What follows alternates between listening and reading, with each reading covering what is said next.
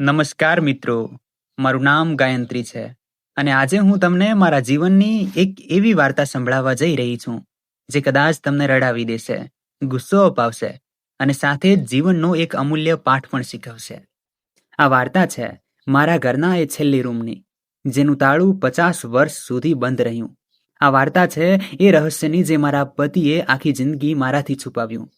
આ વાર્તા છે એ દિવસની જ્યારે મેં પોતાના હાથે તાળું તોડ્યું અને જે સત્ય સામે આવ્યું તેણે મારી આખી દુનિયા જ બદલી નાખી.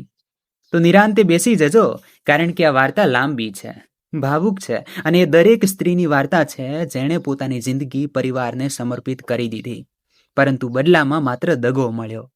મારી વાર્તા શરૂ થાય છે એ નાના એવા ગામથી જે ઉત્તર પ્રદેશના એક ખૂણામાં વસેલું હતું. મારો જન્મ 1955માં થયો હતો, જ્યારે ભારત આઝાદ થયાને માત્ર 8 વર્ષ જ થયા હતા. મારા પિતાજી એક નાના ખેડૂત હતા અને માતા ઘર સંભાળતી હતી. અમે 4 બહેનો હતી અને હું સૌથી મોટી હતી. એ જમાનામાં છોકરીઓના ભણતર પર કોઈ ધ્યાન અપાતું નહોતું, પરંતુ મારા પિતાજી અલગ હતા. તેમણે મને 5મા ધોરણ સુધી ભણાવી અને કહ્યું કે, દીકરી, તને ઓછામાં ઓછું એટલું તો આવડવું જોઈએ કે તું તારું નામ લખી શકે અને નાનો મોટો હિસાબ કિતાબ કરી શકે. હું નાનપણથી જ ખૂબ સમજદાર હતી. ઘરનું બધું કામ સંભાળતી, નાની બહેનોની સંભાળ રાખતી અને માતાને દરેક કામમાં મદદ કરતી. ગામના લોકો અવારનવાર કહેતા કે ગાયત્રી મોટી થઈને એક સારી ગૃહિણી બનશે, અને સાચે જ હું પણ એવું જ વિચારતી હતી કે મારા જીવનનો મકસદ એક સારું ઘર વસાવવું છે. જ્યારે હું 16 વર્ષની થઈ ત્યારે મારા લગ્નની વાતો શરૂ થઈ ગઈ.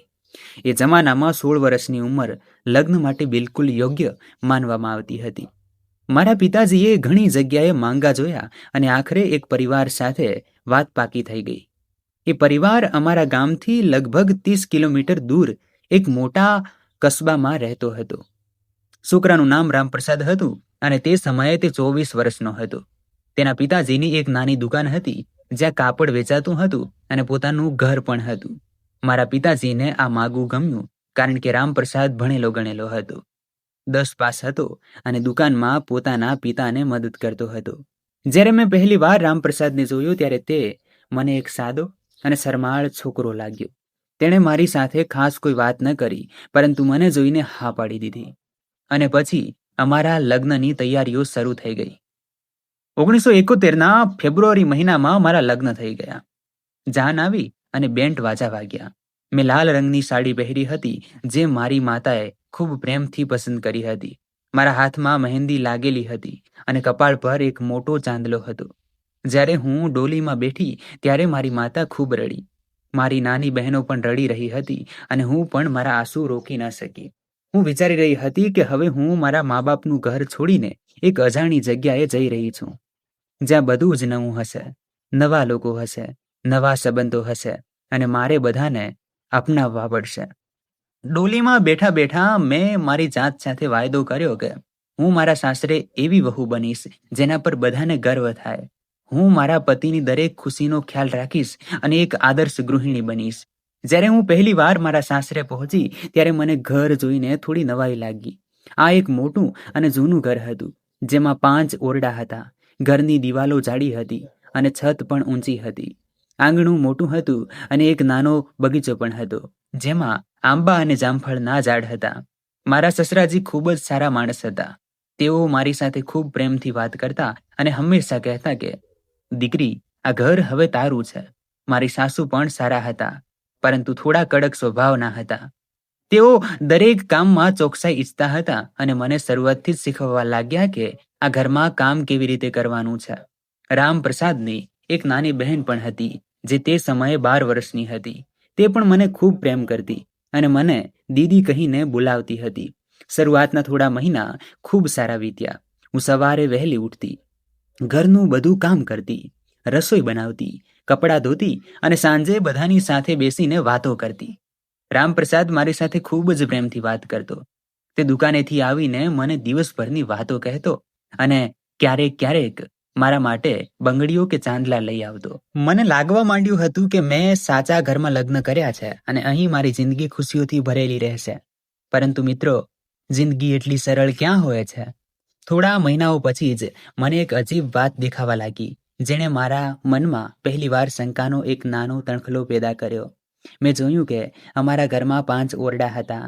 સામેનો ઓરડો જે બેઠક ખંડ તરીકે વપરાતો હતો, બીજો ઓરડો જેમાં મારા સાસુ સસરા સૂતા હતા, ત્રીજો ઓરડો જે મારો અને રામપ્રસાદનો હતો, ચોથો ઓરડો જેમાં રામપ્રસાદની નાની બહેન સૂતી હતી, અને 5મો ઓરડો જે સાવ છેલ્લે હતો અને હંમેશા બંધ રહેતો હતો.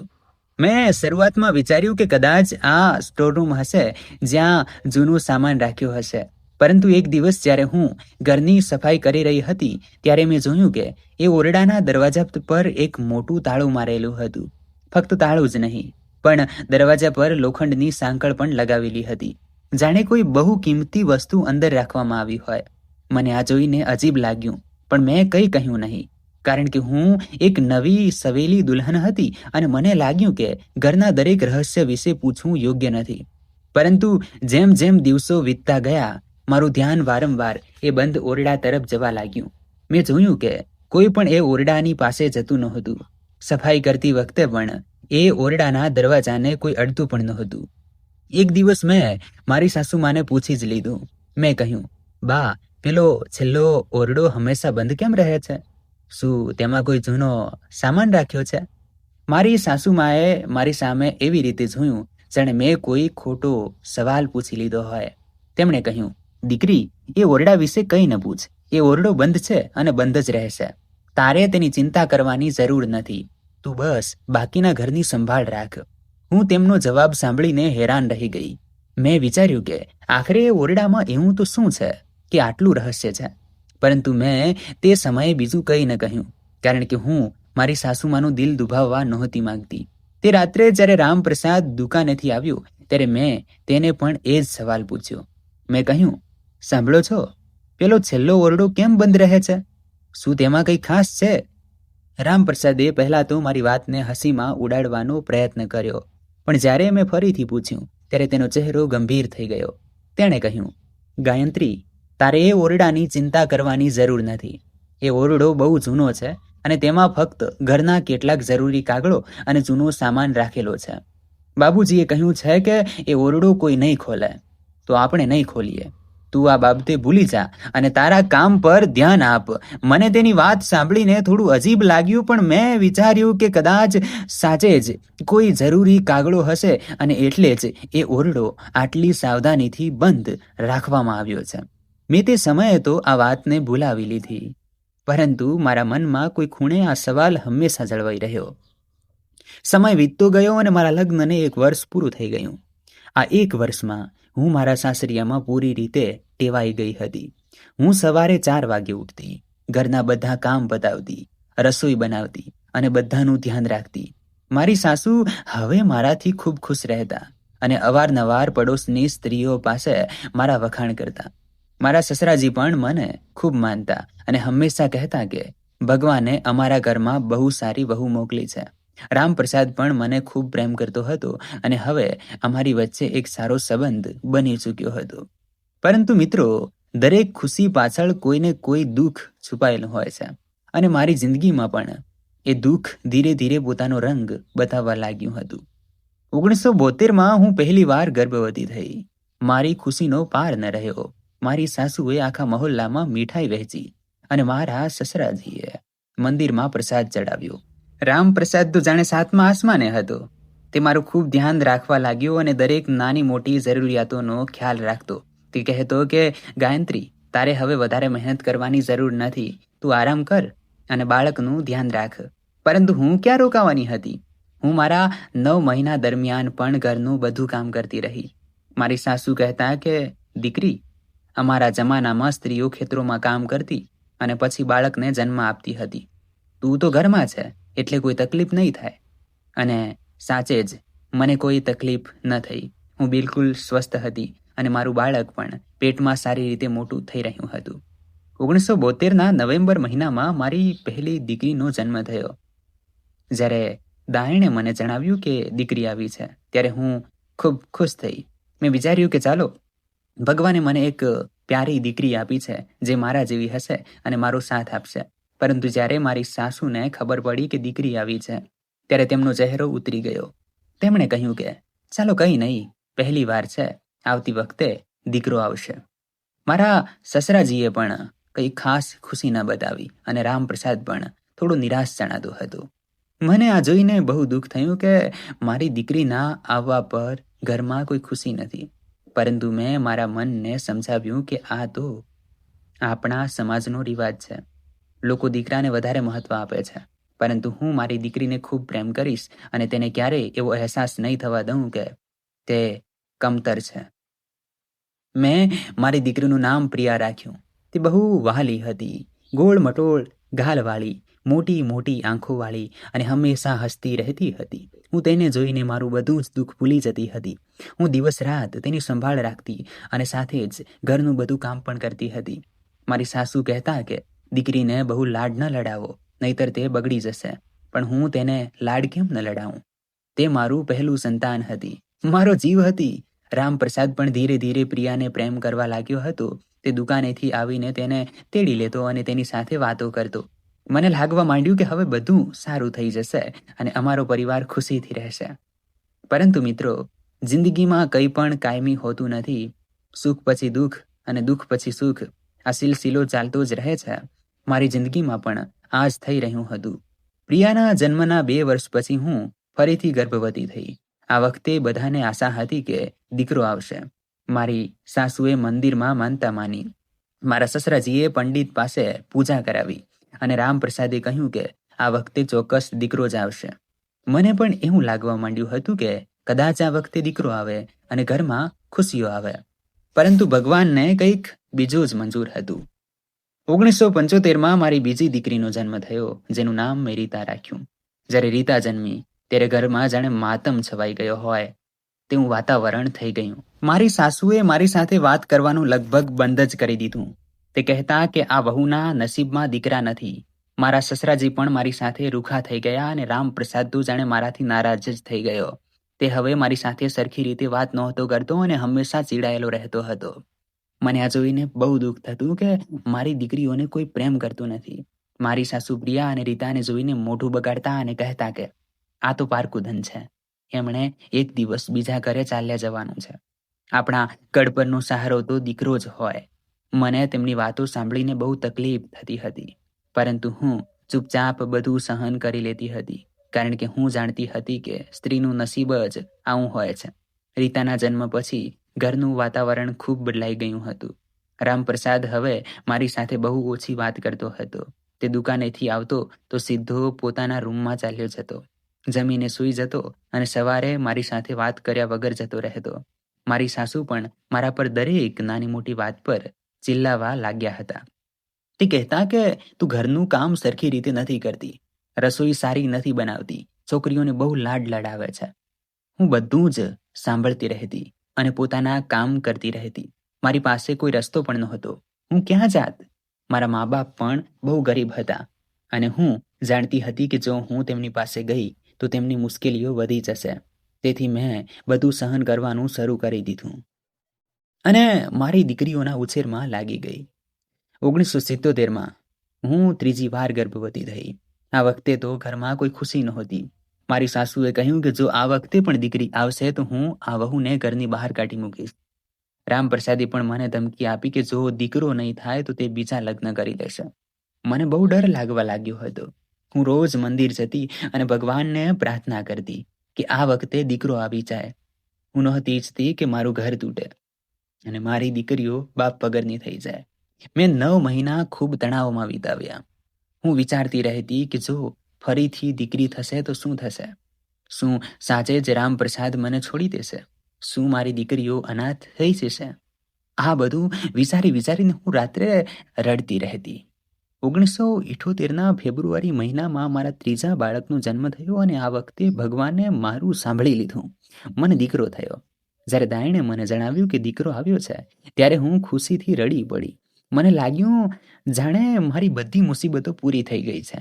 જ્યારે મારી સાસુને ખબર પડી ત્યારે તેમણે આખા મહોલ્લામાં મીઠાઈ વહેંચી. મારા સસરાજીએ મંદિરમાં ભંડારો કરાવ્યો અને રામપ્રસાદ તો જાણે પાગલ થઈ ગયો. તે મને વારંવાર કહેતો હતો કે તે બહુ સારું કર્યું કે મને દીકરો આપ્યો. હવે હું તને બહુ પ્રેમ કરીશ. મને આ બધું જોઈને અજીબ લાગતું હતું. મેં તો 3 વખતે બાળકને જ જન્મ આપ્યો હતો. પરંતુ માત્ર દીકરાના આવવા પર જ આટલી ખુશી કેમ? શું મારી દીકરીઓ ઇન્સાન નથી? પરંતુ મેં મારા મનની વાત કોઈને ન કહી અને ખુશ રહેવાનું નાટક કરવા લાગી. મેં મારા દીકરાનું નામ રાખ્યું રાજેશ. તે ખૂબ જ વહાલો હતો અને બધાનો લાડકો હતો. મારી સાસુ તેને આખો સમય ખોળામાં તેડી રાખતી. મારા સસરાજી તેના માટે રમકડા લાવતા અને રામપ્રસાદ તો તેને પોતાનાથી એક પળ પણ દૂર નહોતો કરતો. મને જોઈને નવાઈ લાગતી હતી કે કેવી રીતે એક બાળકના આવવાથી આખા ઘરનું વાતાવરણ બદલાઈ શકે છે. મારી દીકરીઓ પ્રિયા અને રીતા પોતાના ભાઈને ખૂબ પ્રેમ કરતી હતી. તેઓ તેની સાથે રમતી, તેનો ખ્યાલ રાખતી. પરંતુ ઘરમાં કોઈ તેમને એટલું પ્રેમ નહોતું કરતું જેટલો રાજેશને મળતો હતો. મને મારી દીકરીઓ માટે બહુ દુઃખ થતું હતું, પણ હું શું કરું? આ તો આપણા સમાજની વિચારધારા હતી જેને હું એકલી બદલી શકતી નહોતી. રાજેશના જન્મ પછી મારી જિંદગી થોડી સરળ થઈ ગઈ હતી. રામપ્રસાદ હવે મારી સાથે સારી રીતે વાત કરવા લાગ્યો હતો. મારી સાસુ પણ મારા પર ઓછું ચિલ્લાતી હતી અને ઘરનું વાતાવરણ થોડું સુધરી ગયું હતું. પરંતુ મિત્રો, જેવું મેં પહેલા કહ્યું હતું કે તે બંધ ઓરડાનું રહસ્ય હજુ પણ મારા મનમાં હતું. ક્યારેક જ્યારે હું ઘરની સફાઈ કરતી ત્યારે મારું ધ્યાન તે ઓરડા તરફ જતું રહેતું. હું વિચારતી કે આખરે શું હશે તે ઓરડામાં? તેને કેમ આટલી કડકાઈથી બંધ રાખવામાં આવ્યો છે? પરંતુ હવે મારી પાસે એટલો સમય નહોતો કે હું આ વાતો વિશે વિચારું. મારે 3 બાળકોની સંભાળ રાખવાની હતી, ઘરનું કામ કરવાનું હતું અને બધાનો ખ્યાલ રાખવાનો હતો. તેથી મેં તે ઓરડા વિશે વિચારવાનું છોડી દીધું અને મારા કામમાં લાગી ગઈ. સમય ઝડપથી વીતી રહ્યો હતો. પ્રિયા મોટી થઈ રહી હતી અને શાળાએ જવા લાગી હતી. રીતા પણ મોટી થઈ ગઈ હતી અને ઘરમાં આમ તેમ દોડતી રહેતી. રાજેશ પણ હવે ચાલવા લાગ્યો હતો અને આખા ઘરમાં શોરબકોર મચાવતો રહેતો. મારી જિંદગી બાળકોના ઉછેર અને ઘરના કામોમાં જ વીતી રહી હતી. મને પોતાના માટે કોઈ સમય મળતો નહોતો. હું સવારે 4 વાગ્યે ઉઠતી અને રાત્રે 10 વાગ્યા સુધી કામ કરતી રહેતી. ક્યારેક મને લાગતું કે શું મારી જિંદગી બસ આ જ છે? સવારથી રાત સુધી કામ કરવું અને બધાની સેવા કરવી. પરંતુ પછી હું મારા બાળકોને જોતી અને વિચારતી કે તેમના માટે તો હું કંઈ પણ કરી શકું છું. તેઓ જ મારું જીવન છે અને તેમની ખુશી માટે હું મારી ખુશી કુરબાન કરી શકું છું. 1980નો દાયકો શરૂ થયો અને મારા બાળકો મોટા થવા લાગ્યા. પ્રિયા હવે 10 વર્ષની થઈ ગઈ હતી અને ખૂબ સમજદાર હતી. તે મને દરેક કામમાં મદદ કરતી અને પોતાની નાની બહેન તથા ભાઈનો પણ ખ્યાલ રાખતી. રીતા 8 વર્ષની હતી અને બહુ તોફાની હતી. તે હંમેશા કંઈક ને કંઈક ઊંધું જતું કરતી રહેતી. રાજેશ 6 વર્ષનો થઈ ગયો હતો અને શાળાએ જવા લાગ્યો હતો. તે બહુ હોશિયાર હતો અને પોતાના વર્ગમાં હંમેશા પહેલા નંબરે આવતો હતો. મારા સસરાજી અને સાસુમાં પણ હવે વૃદ્ધ થઈ રહ્યા હતા. મારા સસરાજી હવે દુકાને નહોતા જતા અને ઘરે જ રહેતા હતા. રામપ્રસાદ હવે પૂરી રીતે દુકાન સંભાળવા લાગ્યો હતો અને સારું કમાતો હતો. અમારી આર્થિક સ્થિતિ પહેલા કરતાં સારી થઈ ગઈ હતી અને ઘરમાં કોઈ વાતની કમી નહોતી. પરંતુ મિત્રો, જેમ જેમ અમારી આર્થિક સ્થિતિ સુધરી રહી હતી તેમ તેમ રામપ્રસાદનું વર્તન બદલાવા લાગ્યું હતું. તે હવે ઘરમાં બહુ ઓછું રહેતો હતો. તે કહેતો હતો કે દુકાનમાં બહુ કામ છે એટલે મોડો આવું છું. ક્યારેક તો તે રાત્રે 10 કે 11 વાગ્યે ઘરે આવતો. મને અજીબ લાગતું, પણ હું કંઈ કહેતી નહીં, કારણ કે હું વિચારતી કે કદાચ સાચે જ દુકાનમાં બહુ કામ હશે. પરંતુ એક દિવસ મારી એક પડોશણે મને કહ્યું કે ગાયત્રી, તારા પતિને તો હું સાંજે 7 વાગ્યે દુકાન બંધ કરતા જોઉં છું, તો પછી તે આટલા મોડા ઘરે કેમ આવે છે? હું તેની વાત સાંભળીને વિચારમાં પડી ગઈ. મેં વિચાર્યું કે જો દુકાન 7 વાગ્યે બંધ થઈ જતી હોય તો રામપ્રસાદ 10-11 વાગ્યા સુધી ક્યાં રહે છે? તે દિવસથી મેં રામપ્રસાદ પર ધ્યાન આપવાનું શરૂ કર્યું. મેં જોયું કે તે ઘરે આવ્યા પછી બહુ થાકેલો દેખાતો હતો, પરંતુ તેના કપડામાંથી કોઈ પરફ્યુમની સુગંધ આવતી હતી. મેં એ પણ જોયું કે તે હવે પોતાના રૂમને તાળું લગાવીને સૂવા લાગ્યો હતો અને ક્યારેક રાત્રે ચૂપચાપ બહાર નીકળી જતો હતો. મને શંકા થવા લાગી કે કંઈક તો ગડબડ છે, પણ હું કંઈ કહી શકતી નહોતી કારણ કે મારી પાસે કોઈ પુરાવો નહોતો. હું બસ મારા મનમાં વિચારતી રહેતી અને પરેશાન થતી રહેતી. મેં એકવાર રામપ્રસાદને પૂછ્યું કે તમે આટલા મોડા કેમ આવો છો? તો તેને બહુ ગુસ્સામાં કહ્યું કે તારે મારા કામ સાથે શું લેવા દેવા? હું કમાઈને લાવું છું ને, તો બસ તારે ઘર સંભાળવું જોઈએ. તેની વાત સાંભળીને હું ચૂપ થઈ ગઈ અને મેં ફરી ક્યારેય તેને આ સવાલ ન પૂછ્યો. પરંતુ મારા મનમાં શંકાની આગ ધીરે ધીરે વધી રહી હતી. હું રાત્રે સૂઈ શકતી નહોતી અને વિચારતી રહેતી કે શું રામપ્રસાદ મને દગો આપી રહ્યો છે? શું તેનું કોઈ બીજી સ્ત્રી સાથે ચક્કર ચાલી રહ્યું છે? આ બધું વિચારી વિચારીને મારું દિલ બેસી જતું હતું. પરંતુ હું કોઈને કંઈ કહી શકતી નહોતી. હું મારી સાસુને પણ કહી શકતી નહોતી, કારણ કે મને ખબર હતી કે તે મારા પર જ શંકા કરશે અને કહેશે કે હું મારા પતિ પર ખોટા આરોપ લગાવી રહી છું. હું મારા મા બાપને પણ કહી શકતી નહોતી, કારણ કે તેઓ બહુ દૂર રહેતા હતા અને હું નહોતી ઈચ્છતી કે તેમને મારી વજહથી કોઈ તકલીફ થાય. તેથી મેં મારા દિલની વાત મારા સુધી જ રાખી અને ચૂપચાપ બધું સહન કરતી રહી. 1983માં એક દિવસ એવું બન્યું જેણે મારી જિંદગી બદલી નાખી. તે દિવસે રામપ્રસાદ દુકાને ગયો હતો અને હું ઘરે એકલી હતી. બાળકો શાળાએ ગયા હતા. મારી સાસુ તેમની એક સહેલીના ઘરે ગયા હતા અને મારા સસરાજી બહાર બેઠકમાં કેટલાક પાડોશીઓ સાથે વાતો કરી રહ્યા હતા. હું ઘરની સફાઈ કરી રહી હતી અને હું પેલા છેલ્લા ઓરડા પાસે પહોંચી ગઈ. મેં તે બંધ દરવાજો જોયો અને મારા મનમાં ફરીથી એ જ જૂનો સવાલ જાગ્યો કે આખરે શું હશે આ ઓરડામાં? મેં વિચાર્યું કે કેમ ન આજે જોઈ જ લઉં, પણ પછી મને ડર લાગ્યો કે જો કોઈ જોઈ જશે તો બહુ ખરાબ થશે. પણ ફરી મેં વિચાર્યું કે હું માત્ર દરવાજા પાસે જઈને જોઈ લઈશ કે અંદરથી કોઈ અવાજ તો નથી આવી રહ્યો ને. હું ધીરે ધીરે તે દરવાજા પાસે ગઈ અને કાન લગાવીને સાંભળવાની કોશિશ કરી. મને અંદરથી કોઈ અવાજ ન આવ્યો. બધું જ બિલકુલ શાંત હતું. મેં દરવાજાના તાળાને જોયું.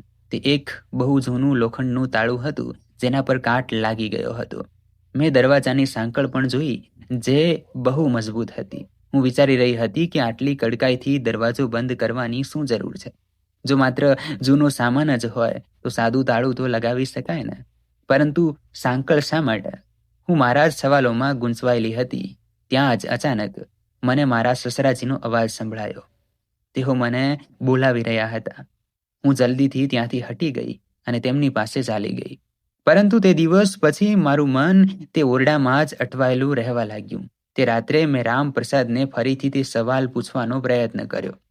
મેં કહ્યું, સાંભળો છો, મને બહુ અજીબ લાગે છે કે પેલો છેલ્લો ઓરડો આટલી કડકાઈથી બંધ કેમ છે? જો તેમાં માત્ર કાગળો અને જૂનો સામાન જ હોય તો આટલી ચિંતા શું કામ? શું આપણે તેને ખોલીને સફાઈ ન કરી શકીએ?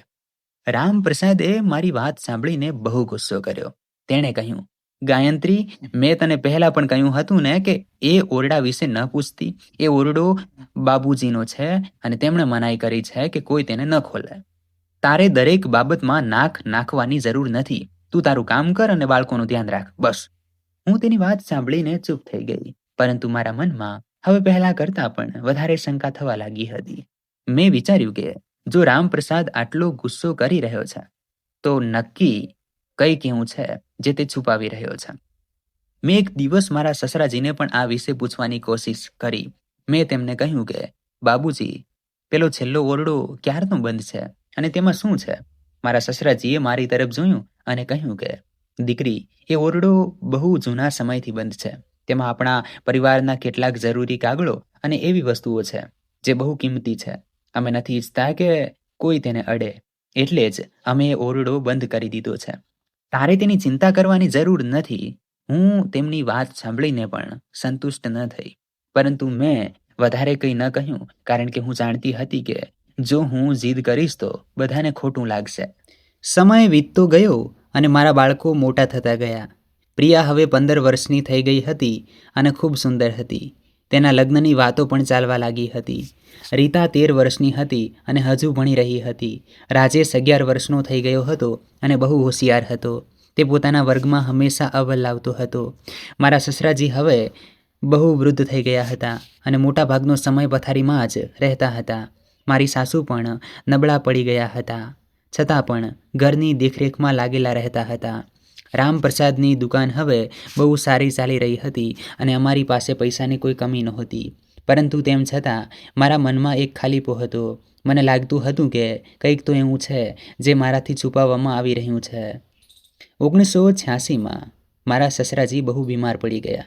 તેમને તાવ આવી ગયો હતો અને તેઓ ખૂબ નબળા પડી ગયા હતા. અમે તેમને ડૉક્ટર પાસે લઈ ગયા અને ડૉક્ટરે કહ્યું કે તેમની ઉંમર વધી ગઈ છે અને હવે તેમને ખૂબ જ સંભાળની જરૂર છે. અમે બધા બહુ ચિંતિત થઈ ગયા. હું દિવસ રાત તેમની સેવા કરતી રહી, તેમને દવા આપતી, જમાડતી અને તેમનો ખ્યાલ રાખતી, પરંતુ તેમની તબિયતમાં કોઈ સુધારો થઈ રહ્યો નહોતો. એક દિવસ જ્યારે હું તેમની પાસે બેઠી હતી ત્યારે તેમણે મારો હાથ પકડ્યો અને કહ્યું, દીકરી, હું જાણું છું કે તું બહુ સારી છે.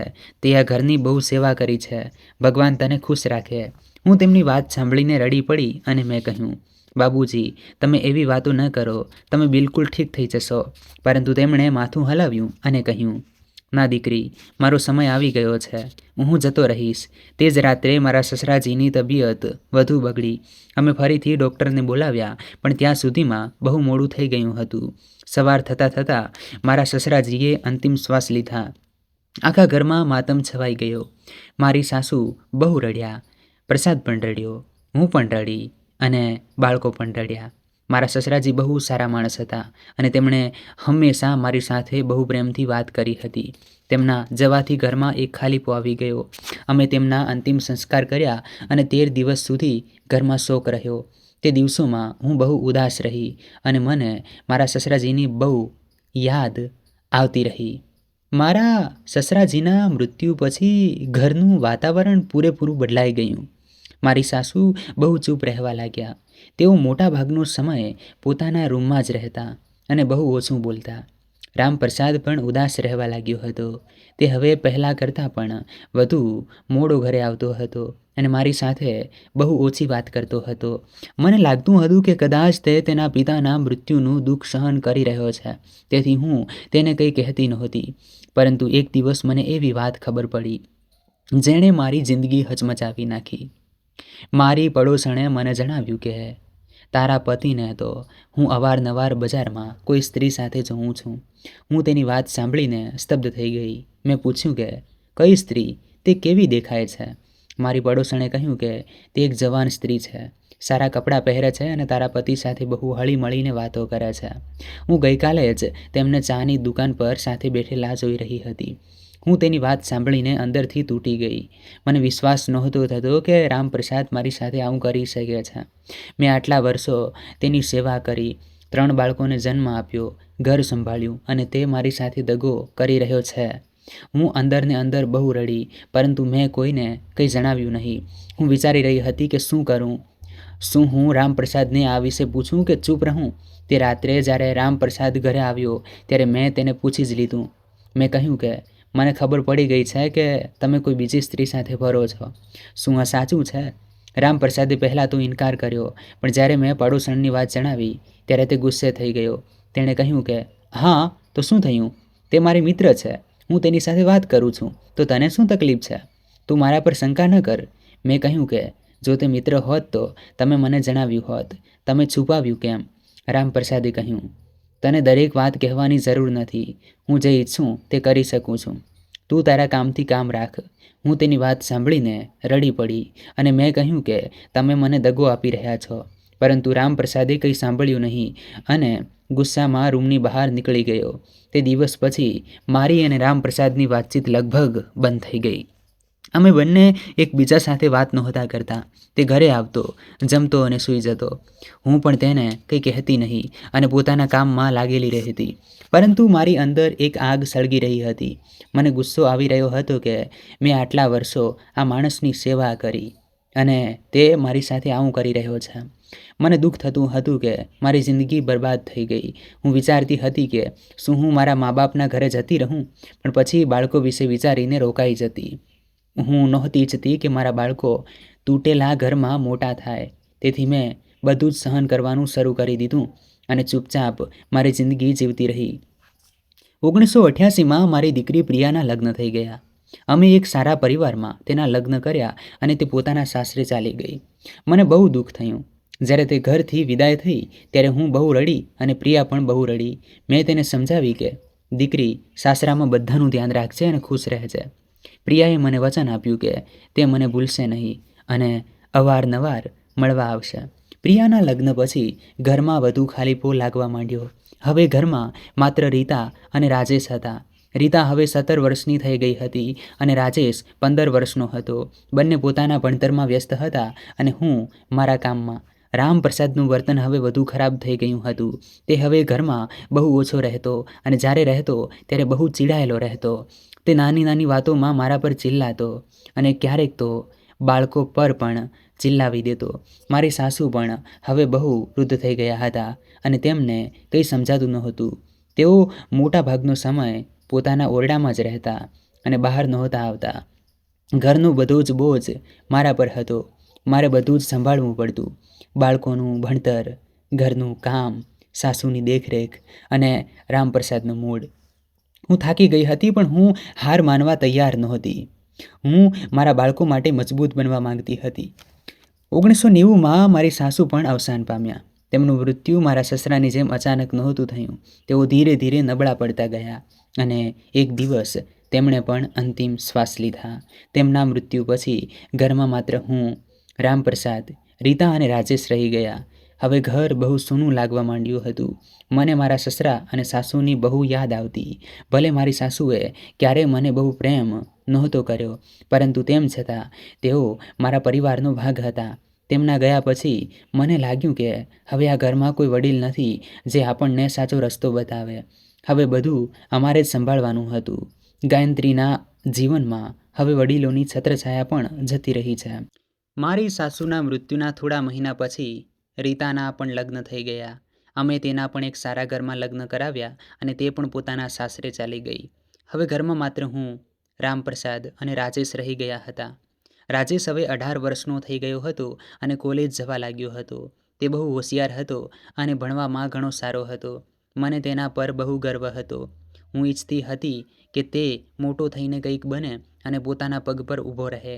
રામપ્રસાદ પણ રાજેશને બહુ પ્રેમ કરતો હતો અને તેની દરેક જરૂરિયાત પૂરી કરતો હતો, પરંતુ મારી સાથે હજુ પણ બહુ ઓછી વાત કરતો હતો.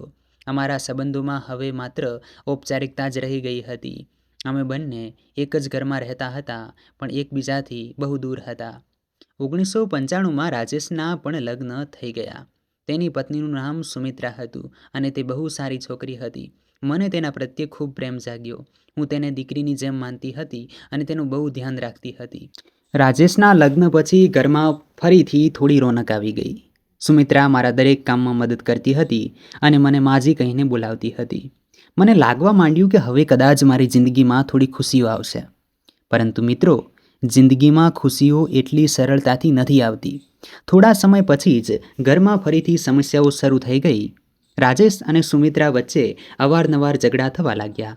સુમિત્રા કહેતી કે રાજેશ તેનું ધ્યાન નથી રાખતો અને હંમેશા પોતાના મિત્રો સાથે ફરતો રહે છે. રાજેશ કહેતો કે સુમિત્રા બહુ વધારે ડિમાન્ડિંગ છે અને હંમેશા કંઈક ને કંઈક માંગતી રહે છે. હું બંનેને સમજાવવાની કોશિશ કરતી હતી, પરંતુ કોઈ મારી વાત સાંભળતું નહોતું. રામપ્રસાદ તો આ બધા ઝઘડાઓથી બિલકુલ અલગ રહેતો હતો. તે કહેતો કે આ રાજેશ અને સુમિત્રાનો મામલો છે અને તેમને જ ઉકેલવા દો. મને આ બધું જોઈને બહુ દુઃખ થતું. હું વિચારતી કે શું દરેક ઘરમાં આવા જ ઝઘડા થતા હશે? શું ક્યારેય શાંતિ નહીં મળે? 2000માં સુમિત્રાએ એક દીકરાને જન્મ આપ્યો. હું દાદી બની ગઈ. મને બહુ ખુશી થઈ. મેં મારા પુત્રનું નામ રાખ્યું અમન. તે બહુ વહાલો હતો અને હું તેને બહુ પ્રેમ કરતી હતી. હું તેની સાથે રમતી, તેને વાર્તાઓ સંભળાવતી અને તેનું પૂરેપૂરું ધ્યાન રાખતી. અમનના આવવાથી ઘરમાં થોડી ખુશી આવી. હવે ગાયત્રીજી દાદી બની ગઈ છે, પણ પેલું રહસ્ય હજુ અકબંધ છે. રાજેશ અને સુમિત્રાના ઝઘડા પણ ઓછા થઈ ગયા, પરંતુ રામપ્રસાદનું વર્તન હજુ પણ એવું જ હતું. તે હવે ખૂબ વૃદ્ધ થઈ ગયો હતો. તેના વાળ સફેદ થઈ ગયા હતા અને ચહેરા પર કરચલીઓ પડી ગઈ હતી. તેમ છતાં તે ઘરમાં બહુ ઓછો રહેતો અને મારી સાથે બહુ ઓછી વાત કરતો હતો. 2005માં રામપ્રસાદે દુકાન બંધ કરી દીધી. હવે તે વૃદ્ધ થઈ ગયો હતો અને દુકાન ચલાવી શકે તેમ નહોતો. રાજેશે એક નોકરી શરૂ કરી દીધી હતી અને તે ઘરનો ખર્ચ ચલાવી રહ્યો હતો. હવે અમે બધા ઘરમાં જ રહેતા હતા. રામપ્રસાદ મોટા ભાગનો સમય પોતાના રૂમમાં રહેતો અથવા બહાર બેઠકમાં બેસી રહેતો. હું પણ હવે 60 વર્ષની થઈ ગઈ હતી અને મને પણ નબળાઈ આવવા લાગી હતી. તેમ છતાં હું ઘરનું બધું કામ કરતી હતી. સુમિત્રા પણ મદદ કરતી હતી, પરંતુ હું ઈચ્છતી હતી કે હું જ બધું સંભાળું. એ મારી આદત બની ગઈ હતી. એક દિવસ હું ઘરની સફાઈ કરી રહી હતી અને હું ફરીથી પેલા છેલ્લા ઓરડા પાસે પહોંચી ગઈ. છેલ્લા કેટલાય વર્ષોમાં મેં તે ઓરડા વિશે વિચારવાનું બંધ કરી દીધું હતું, પરંતુ તે દિવસે અચાનક મારું ધ્યાન ફરીથી પેલા તાળા તરફ ગયું. મેં વિચાર્યું કે હવે તો મારા સસરાજી અને સાસુમાં બંને ગુજરી ગયા છે. હવે કોણ છે જે મને એ ઓરડો ખોલતા રોકી શકે? હું વિચારી રહી હતી કે કેમ ન આજે હું એ ઓરડાનું રહસ્ય જાણી લઉં. પરંતુ પછી મને ડર લાગ્યો કે જો રામપ્રસાદને ખબર પડી જશે તો તે બહુ ગુસ્સો કરશે. હું ત્યાં જ એ દરવાજા સામે ઊભી રહીને વિચારતી હતી કે શું કરું. ત્યારે જ અચાનક મને એક વિચાર આવ્યો. મેં વિચાર્યું કે રામપ્રસાદને આવતા અઠવાડિયે કોઈ કામથી ગામડે જવાનું છે. રાજેશ પણ ઓફિસે હશે. સુમિત્રા અમનને લઈને તેની માતાના ઘરે ગઈ છે. તો કેમ ન હું તે દિવસે જ એ ઓરડો ખોલું? કોઈ મને જોશે પણ નહીં. મેં મનોમન નક્કી કરી લીધું કે આવતા અઠવાડિયે જ્યારે બધા બહાર હશે ત્યારે હું એ ઓરડો ચોક્કસ ખોલીશ. હું જાણવા માંગતી હતી કે આખરે આટલા વર્ષોથી એ ઓરડો કેમ બંધ છે અને તેમાં શું છે. મારી અંદર એક એવી જિજ્ઞાસા હતી કે હવે મારાથી રહેવાતું નહોતું. આવતું અઠવાડિયું આવ્યું અને એ દિવસ પણ આવી ગયો જ્યારે રામપ્રસાદ ગામડે ચાલ્યો ગયો. રાજેશ ઓફિસ ગયો અને ઘરમાં માત્ર હું જ એકલી હતી. શું ગાયત્રી આજે 50 વર્ષ જૂનું રહસ્ય ખોલી શકશે?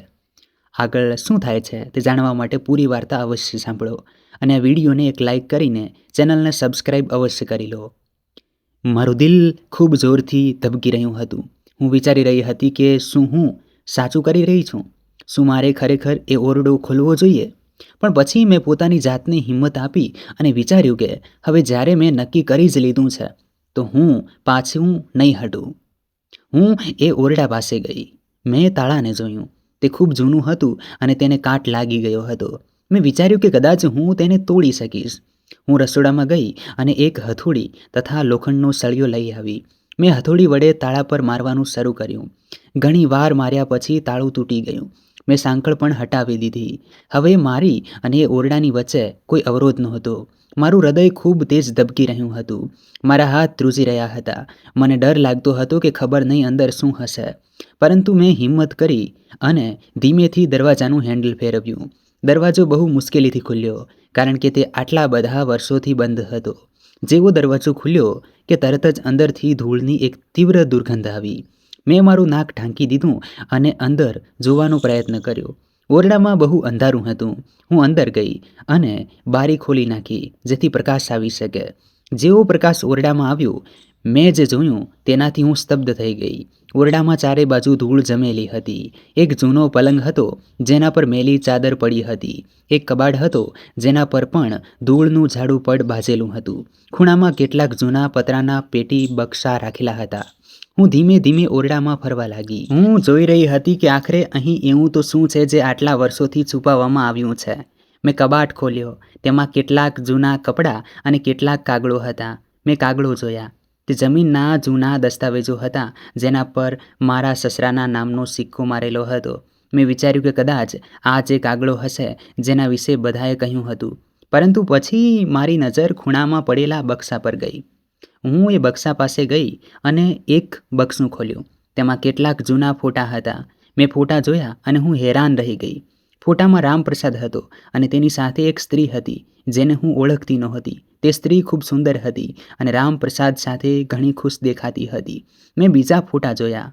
દરેક ફોટામાં રામપ્રસાદ અને તે સ્ત્રી સાથે હતા. કેટલાક ફોટામાં એક નાનું બાળક પણ હતું. હું સમજી નહોતી શકતી કે આ બધું શું છે. મેં બીજું બક્સું ખોલ્યું. તેમાં કેટલાક પત્રો હતા. મેં એક પત્ર વાંચ્યો. એ પત્ર તે સ્ત્રીએ રામપ્રસાદને લખ્યો હતો.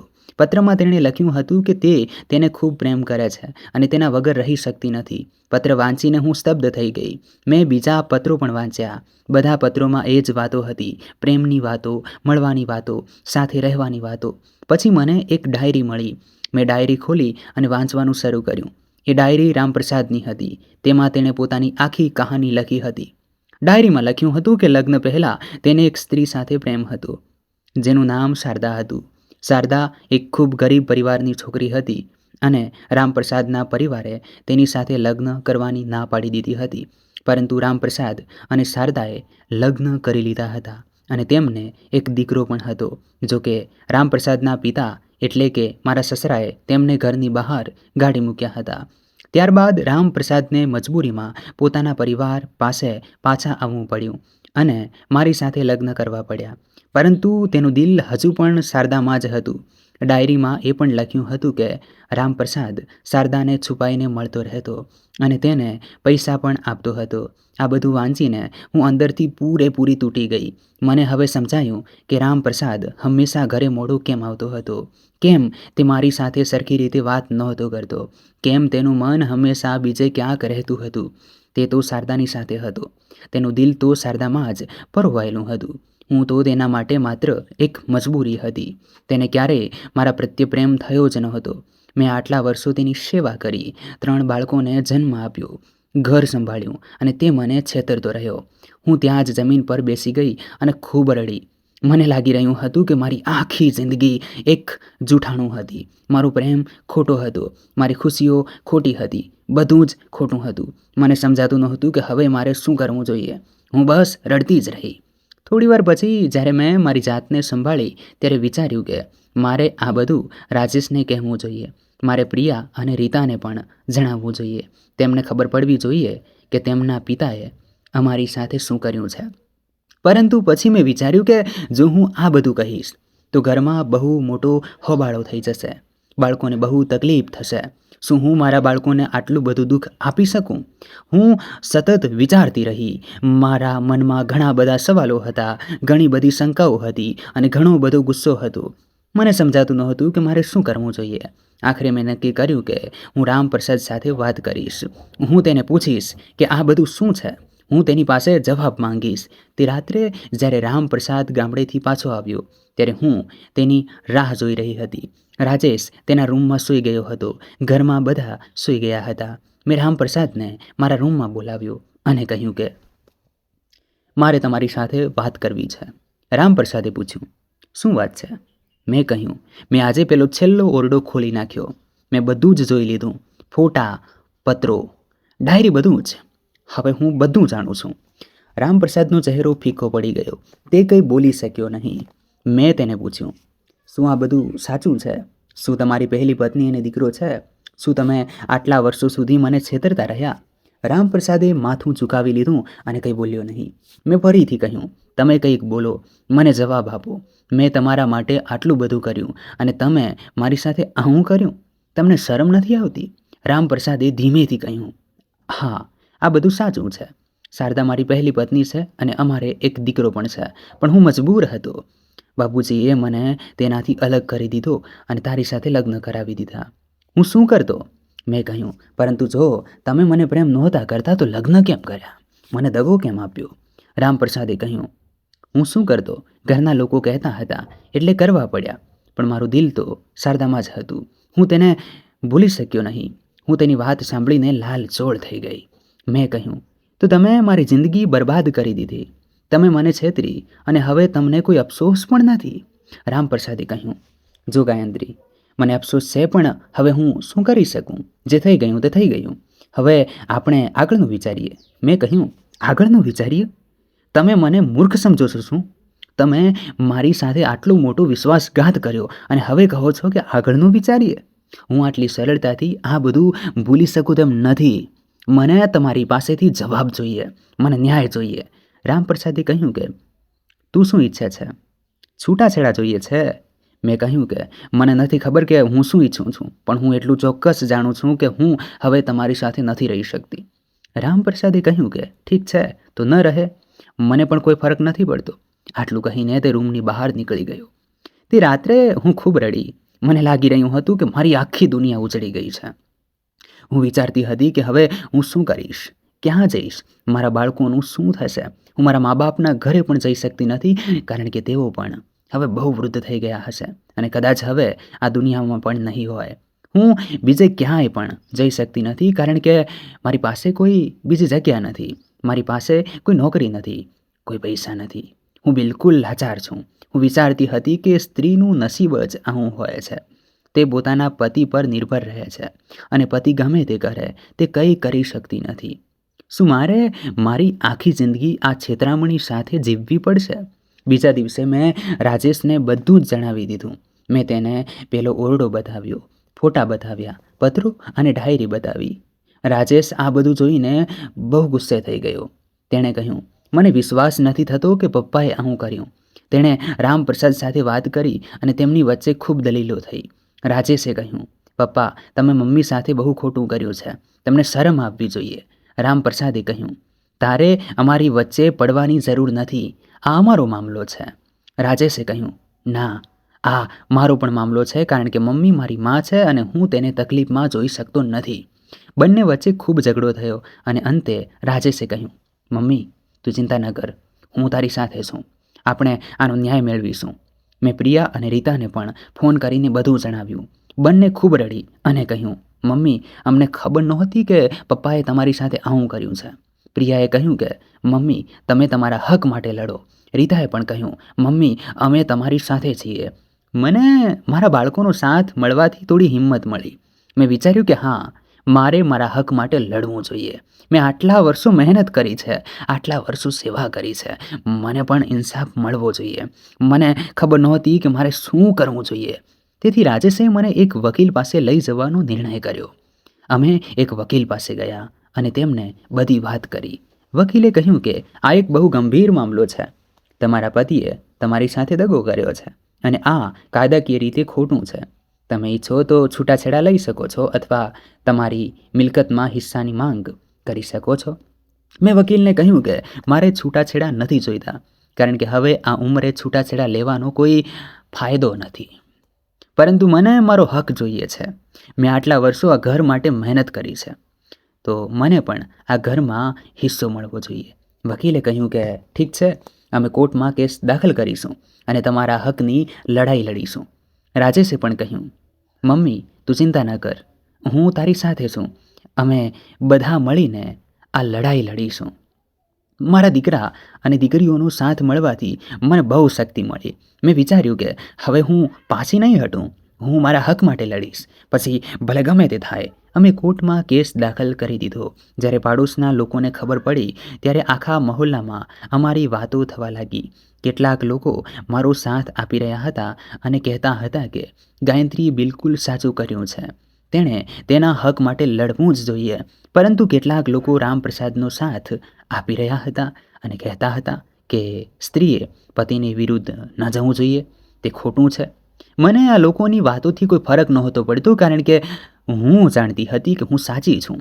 મેં મારી જિંદગી આ ઘર માટે આપી છે અને હવે મને મારો હક મળવો જ જોઈએ. કોર્ટમાં સુનાવણી શરૂ થઈ. વકીલે મારી તરફથી બધા પુરાવા રજૂ કર્યા, ફોટા, પત્રો, ડાયરી, બધું જ. જજે બધું જોયું અને રામપ્રસાદને પૂછ્યું કે શું આ બધું સાચું છે? રામપ્રસાદ પાસે કોઈ જવાબ નહોતો. તેણે હા માં માથું હલાવ્યું. જજે તેને પૂછ્યું, શું તારી પહેલી પત્ની અને દીકરો હજુ પણ જીવિત છે? રામપ્રસાદે કહ્યું, હા, તેઓ જીવિત છે. જજે પૂછ્યું, શું તું તેમને મળે છે? રામપ્રસાદે કહ્યું, હા, હું તેમને મળું છું અને તેમની મદદ કરું છું. જજે કહ્યું, તો તે તારી પત્ની ગાયત્રી સાથે દગો કર્યો છે. તે તેને આ બધું જણાવ્યું નહીં અને તારી પહેલી પત્ની સાથે સંબંધો ચાલુ રાખ્યા. આ ખૂબ જ ખોટું છે. રામપ્રસાદ ચૂપ રહ્યો. જજે મને પૂછ્યું, તું શું ઈચ્છે છે?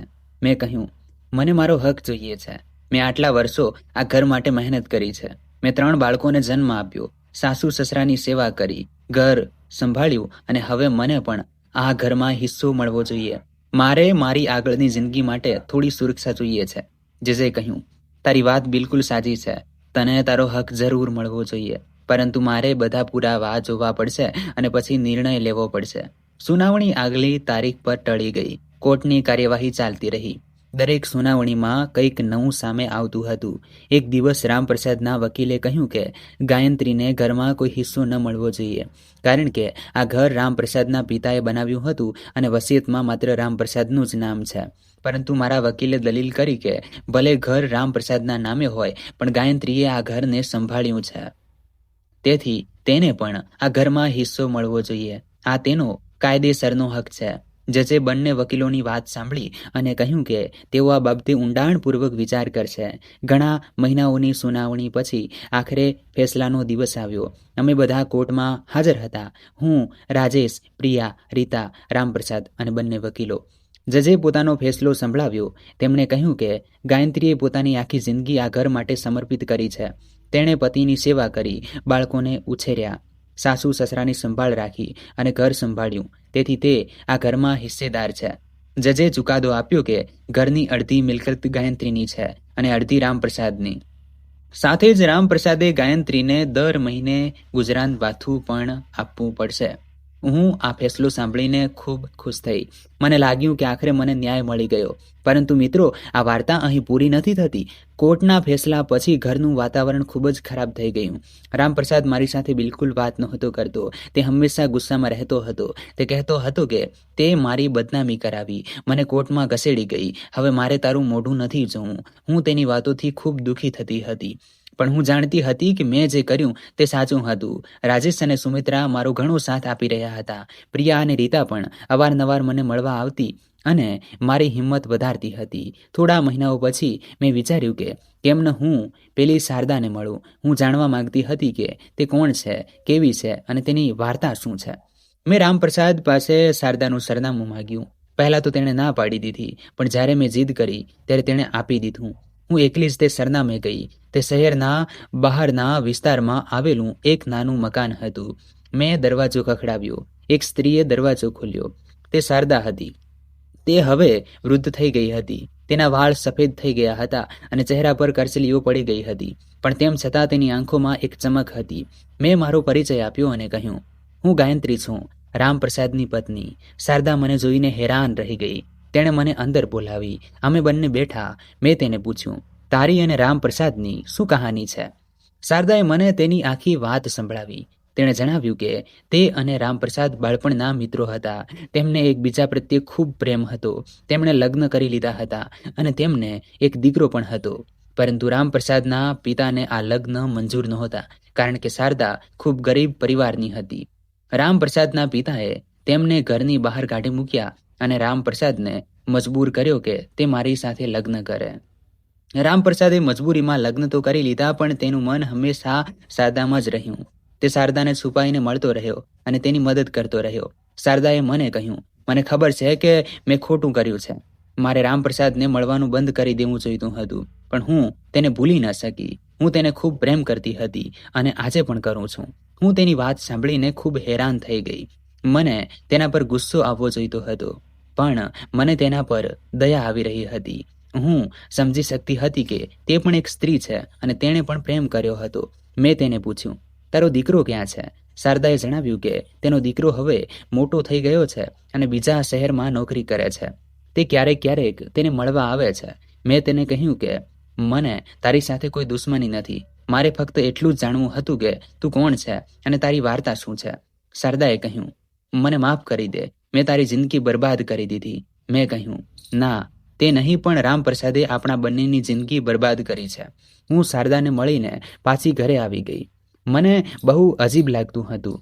હું વિચારતી હતી કે અમે બંને સ્ત્રીઓ એક જ માણસને પ્રેમ કરતી હતી, પણ બંનેને છેવટે તો દગો જ મળ્યો. મને લાગ્યું કે આ તો આપણા સમાજની સમસ્યા છે. સ્ત્રીઓ હંમેશા પુરુષોના નિર્ણયોનો ભોગ બને છે. તેમને પોતાની જિંદગી વિશે કોઈ નિર્ણય લેવાનો હક હોતો નથી. મેં વિચાર્યું કે કાશ અમને બંનેને એ હક હોત કે અમે અમારી જિંદગી અમારી રીતે જીવી શકીએ, પણ અફસોસ, એ અમારા હાથમાં નહોતું. સમય વીતતો ગયો. રામપ્રસાદ હવે બહુ વૃદ્ધ અને નબળો થઈ ગયો હતો. તે હવે મોટા ભાગનો સમય પોતાના રૂમમાં જ રહેતો હતો. અમારી વચ્ચે વાતચીત લગભગ બંધ થઈ ગઈ હતી. અમે એક જ ઘરમાં રહેતા હતા, પણ અલગ અલગ જિંદગી જીવી રહ્યા હતા. રાજેશ અને સુમિત્રા મારો બહુ ખ્યાલ રાખતા હતા. અમન પણ હવે મોટો થઈ ગયો હતો અને શાળાએ જવા લાગ્યો હતો. મને મારા પુત્ર પર બહુ વહાલ આવતું. હું તેની સાથે સમય વિતાવતી અને તેને વાર્તાઓ સંભળાવતી. પ્રિયા અને રીતા પણ અવારનવાર પોતાના બાળકો સાથે મને મળવા આવતી. મારી જિંદગી હવે મારા બાળકો અને પુત્ર પુત્રીઓની આસપાસ જ ફરતી હતી. 2020માં કોરોના મહામારી આવી અને આખી દુનિયામાં તબાહી મચી ગઈ. અમે બધા ઘરમાં કેદ થઈ ગયા. રાજેશ ઘરેથી જ કામ કરવા લાગ્યો. અમનની શાળા બંધ થઈ ગઈ. તે દિવસોમાં મને બહુ ડર લાગતો હતો. હું વિચારતી હતી કે ખબર નહીં ક્યારે આ મહામારી ખતમ થશે. તે દિવસોમાં રામપ્રસાદની તબિયત પણ ખરાબ રહેવા લાગી. તેને ઉધરસ અને તાવ આવી ગયા. અમે ડૉક્ટરને બતાવ્યું અને ડૉક્ટરે કહ્યું કે તેને બહુ સંભાળની જરૂર છે. હું તેની દેખરેખ કરવા લાગી. ભલે અમારી વચ્ચે બધું જ ખતમ થઈ ગયું હતું, પણ તેમ છતાં હું તેને આ હાલતમાં છોડી શકતી નહોતી. હું તેને દવા આપતી, જમાડતી અને તેનો ખ્યાલ રાખતી હતી. એક દિવસ જ્યારે હું તેના રૂમમાં દવા લઈને ગઈ તો તેણે મારો હાથ પકડી લીધો અને કહ્યું, ગાયત્રી, મને માફ કરી દે. મેં તારી સાથે બહુ ખોટું કર્યું. મેં તને છેતરી. મેં તારી જિંદગી બરબાદ કરી દીધી. મને બહુ અફસોસ છે. હું તેની વાત સાંભળીને સ્તબ્ધ થઈ ગઈ. આટલા વર્ષો પછી તેણે પહેલી વાર મારી પાસે માફી માંગી હતી. મારી આંખોમાં આંસુ આવી ગયા. મેં કહ્યું, હવે એનાથી શું ફાયદો? જે થઈ ગયું તે થઈ ગયું. હવે આપણે બંને વૃદ્ધ થઈ ગયા છીએ અને આપણી જિંદગી પણ લગભગ પૂરી થવા આવી છે. રામપ્રસાદે કહ્યું, મને ખબર છે, પણ તેમ છતાં હું તારી માફી માગવા માંગતો હતો. હું નથી ઈચ્છતો કે આ દુનિયામાંથી વિદાય લેતા પહેલાં આ બોજ મારા દિલ પર રહે. હું તેની વાત સાંભળીને કંઈ જ ન બોલી અને ચૂપચાપ રૂમની બહાર આવી ગઈ. રામપ્રસાદની તબિયત ધીરે ધીરે વધુ બગડતી ગઈ. તેને હોસ્પિટલમાં દાખલ કરવો પડ્યો. ડૉક્ટરોએ ઘણી સારવાર કરી પણ કોઈ ફાયદો થયો નહીં. 2021ના જાન્યુઆરી મહિનામાં રામપ્રસાદે અંતિમ શ્વાસ લીધા. જ્યારે તેણે છેલ્લી વાર આંખો ખોલી ત્યારે હું તેની પાસે જ હતી. તેણે મારી તરફ જોયું અને ધીમેથી સ્મિત કર્યું. પછી તેણે આંખો મીચી દીધી અને ચાલ્યો ગયો. મને બહુ અજીબ લાગતું હતું. એક તરફ મને દુઃખ થતું હતું કે આખરે તે માણસ ચાલ્યો ગયો જેની સાથે મેં આખી મારી જિંદગી વિતાવી હતી. બીજી તરફ મને એક અજીબ રાહત પણ મળી હતી કે હવે તે જૂઠ અને દગો ખતમ થઈ ગયો. રામપ્રસાદના ગયા પછી ઘરમાં ફરીથી ખાલીપો આવી ગયો. હું એકલી રહી ગઈ હતી. રાજેશ અને સુમિત્રા મારી સાથે હતા, પણ તેમ છતાં મને એકલતા અનુભવાતી હતી. હું વિચારતી હતી કે મારી જિંદગી કેવી રહી. મેં આટલા વર્ષો એક એવા માણસ સાથે વિતાવ્યા જે મને ક્યારેય પ્રેમ કરતો જ નહોતો. મેં 3 બાળકોને જન્મ આપ્યો, ઘર સંભાળ્યું, સાસુ સસરાની સેવા કરી અને બદલામાં મને શું મળ્યું? માત્ર દગો અને દુઃખ. પરંતુ પછી હું મારા બાળકોને જોતી અને વિચારતી કે ના, મારી જિંદગી નકામી નથી ગઈ. મેં 3 સંસ્કારી બાળકોને ઉછેર્યા છે, તેમને સંસ્કાર આપ્યા, તેમને પ્રેમ આપ્યો અને આજે તેઓ બધા મારી સાથે ઊભા છે. આ જ મારી સૌથી મોટી કમાણી છે. આજે હું 75 વર્ષની છું. મારા વાળ પૂરેપૂરા સફેદ થઈ ગયા છે. ચહેરા પર કરચલીઓ પડી ગઈ છે. શરીર નબળું પડી ગયું છે, પણ મારું મન હજુ પણ મજબૂત છે. હું આજે પણ મારા ઘરનું કામ કરું છું. રાજેશ અને સુમિત્રાનો ખ્યાલ રાખું છું. અમન સાથે સમય વિતાવું છું. પ્રિયા અને રીતા અવારનવાર મને મળવા આવે છે અને તેમના બાળકો પણ મને બહુ પ્રેમ કરે છે. મારી પાસે હવે તે ઘર છે જેના માટે મેં લડાઈ લડી હતી. કોર્ટે મને અડધું ઘર આપ્યું છે અને તે મારો હક છે. હું આ ઘરમાં રહું છું અને ખુશ છું. મિત્રો, મેં તમને મારી આખી કહાની સંભળાવી. આ કહાની મારી છે, પરંતુ આ એ લાખો સ્ત્રીઓની પણ કહાની છે જે પોતાની આખી જિંદગી પરિવાર માટે સમર્પિત કરી દે છે અને બદલામાં તેમને કંઈ જ નથી મળતું. હું ઈચ્છું છું કે મારી કહાની સાંભળીને બીજી સ્ત્રીઓ પણ પોતાના હક માટે લડવાની હિંમત કરે. હું ઈચ્છું છું કે સમાજમાં સ્ત્રીઓને તેમનું સન્માન મળે, તેમને તેમના હક મળે અને તેમને એ અહેસાસ થાય કે તેઓ પણ ઇન્સાન છે, તેમની પણ લાગણીઓ છે, તેમની પણ ઈચ્છાઓ છે અને તેમને પણ પોતાની જિંદગી જીવવાનો હક છે. મારી કહાની પરથી મને જે પાઠ મળ્યો તે એ છે કે ચૂપ રહેવાથી કંઈ વળતું નથી. જો તમારી સાથે ખોટું થઈ રહ્યું હોય તો તમારે અવાજ ઉઠાવવો જોઈએ. ભલે આખી દુનિયા તમારી વિરુદ્ધ હોય, પણ જો તમે સાચા હો તો તમારે અડગ રહેવું જોઈએ. કહ્યું ને, તમે સાચા હો. મેં મારા હક માટે લડાઈ લડી અને મને ન્યાય મળ્યો. આ સરળ નહોતું. મારી ઘણી તકલીફો વેઠવી પડી. સમાજના મહેણા સાંભળવા પડ્યા, લોકોની વાતો સાંભળવી પડી, પણ હું અટકી નહીં, કારણ કે હું જાણતી હતી કે હું સાચી છું. હું આજની સ્ત્રીઓને કહેવા માગું છું કે તમારા હક માટે લડો, તમારો અવાજ ઉઠાવો, ચૂપ ન રહો. તમારી પાસે પૂરો અધિકાર છે કે તમે તમારી જિંદગી તમારી મરજીથી જીવો. કોઈને એ હક નથી કે તે તમારી સાથે ખોટું કરે અને તમે ચૂપ રહો. જો તમારા પતિ તમને છેતરી રહ્યા હોય તો તમારે તેમની વિરુદ્ધ અવાજ ઉઠાવવો જોઈએ. જો તમારા સાસરિયા પક્ષના લોકો તમારી સાથે ખરાબ વર્તન કરી રહ્યા હોય તો તમારે તેમનો વિરોધ કરવો જોઈએ. ગાયત્રીની આ વાર્તા હિંમત અને આત્મસન્માનની એક પ્રેરણાદાયી મિસાલ છે. અન્યાય સામે અવાજ ઉઠાવીને તેણે સાબિત કરી દીધું કે સ્ત્રી ક્યારેય નબળી નથી હોતી. જો સમાજ તમને દબાવવાની કોશિશ કરી રહ્યો હોય તો તમારે તેની સામે ઊભા રહેવું જોઈએ. યાદ રાખો કે તમે એકલા નથી. તમારા જેવી લાખો સ્ત્રીઓ છે જે આ પ્રકારની સમસ્યાઓમાંથી પસાર થઈ રહી છે. હું વડીલોને પણ કહેવા માગું છું કે તમારા હક પ્રત્યે જાગૃત રહો. તમે તમારી આખી જિંદગી તમારા બાળકો પાછળ વિતાવી છે, તેમને ઉછેર્યા છે, શિક્ષણ આપ્યું છે અને સંસ્કાર આપ્યા છે. હવે તેમણે પણ તમારી જવાબદારી લેવી જોઈએ. જો તમારા બાળકો તમારો ખ્યાલ નથી રાખતા, તમારી સાથે ખરાબ વર્તન કરે છે અથવા તમને તમારા હકથી વંચિત રાખે છે, તો તમારે કાયદેસરની કાર્યવાહી કરવી જોઈએ.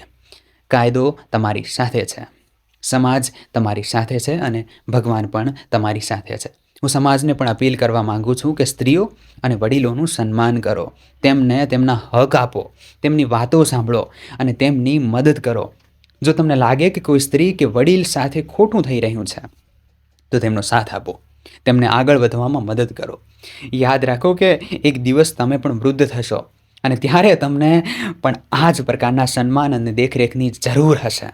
મિત્રો, જો તમને મારી આ વાર્તા ગમી હોય તો પ્લીઝ આ વિડીયોને લાઈક કરો, શેર કરો અને જો તમે હજુ સુધી આપણી ચેનલને સબસ્ક્રાઈબ નથી કરી તો પ્લીઝ સબસ્ક્રાઈબ કરી લો અને ઘંટડીના બટનને દબાવી દો, જેથી જ્યારે પણ હું નવી વાર્તા લઈને આવું ત્યારે તમને સૌથી પહેલાં નોટિફિકેશન મળી જાય. મળીએ છીએ આગામી વાર્તામાં એક નવા પાત્ર સાથે. ત્યાં સુધી ખુશ રહો, હસતા રહો, હંમેશા સત્ય માટે લડતા રહો.